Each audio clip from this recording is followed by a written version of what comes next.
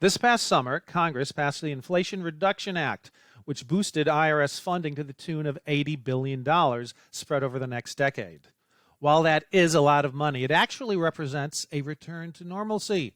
The IRS has been the target of decades of defunding, and currently it's trying to muddle through with historically low staffing levels in several key departments.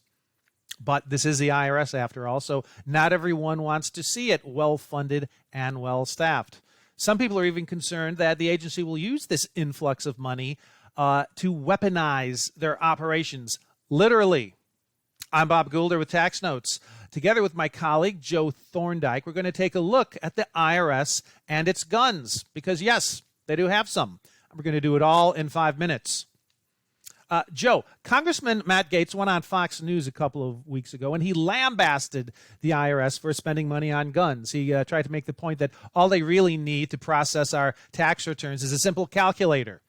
Then, meanwhile, on social media, you have these accusations that the IRS is developing its own SWAT teams, and they're poised to kick down your front door and audit you at gunpoint. So tell us, what is the real story here? Traditionally, are IRS employees authorized to carry weapons?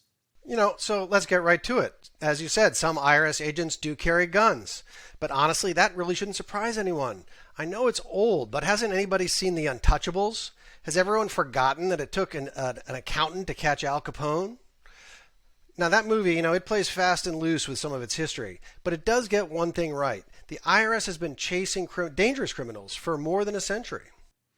Okay, Joe, I'm actually old enough. I have seen that movie. I remember it very well. And I also know this story about the IRS getting Al Capone. But here's the thing. The reason we tell that story is because it's so unusual. Isn't the IRS still basically just a federal agency that collects taxes? So why do they need guns to do that? Maybe it took an accountant to catch Al Capone, but at the end of the day, he was still an accountant. So yeah, the IRS collects taxes, but it doesn't just collect taxes. Collecting taxes is a big and complicated job, and it puts the IRS in the middle of some pretty dangerous and sticky situations. When people start talking about armed agents at the IRS, what they're really talking about is the agency's Criminal Investigation Division. It used to be called the Intelligence Unit, and it was created in 1919 with just 6 agents. They were former postal agents, including Elmer Eyre, their chief.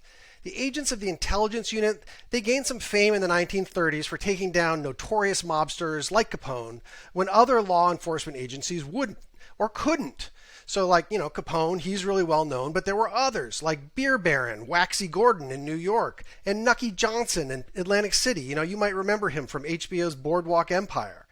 Eyre and his agents also dismantled racketeering schemes that plagued all sorts of industries, including the famous poultry racket in New York run by the Herbert brothers, Charles and Arthur.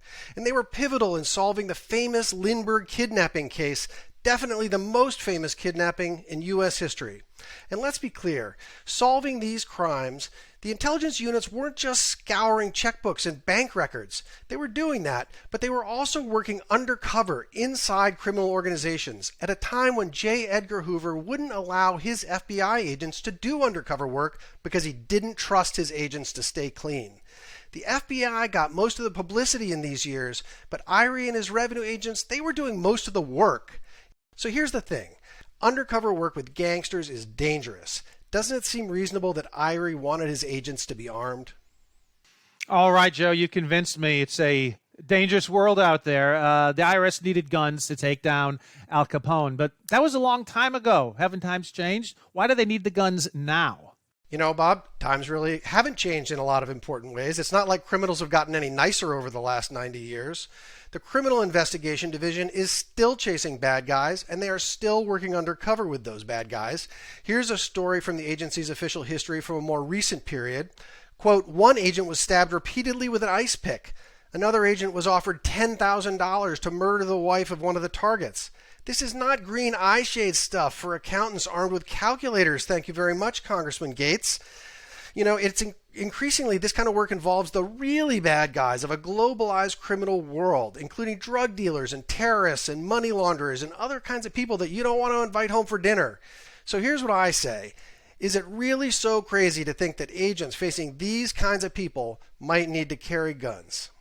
Thank you, Joe. You've set the record straight on the sensitive topic of the IRS and their guns. Want more like this? Subscribe for more tax videos. Special thanks to our executive producers, Jasper Smith and Paige Jones, showrunner and video editor, Jordan Parrish, and assistant video editor, Chris Trigo.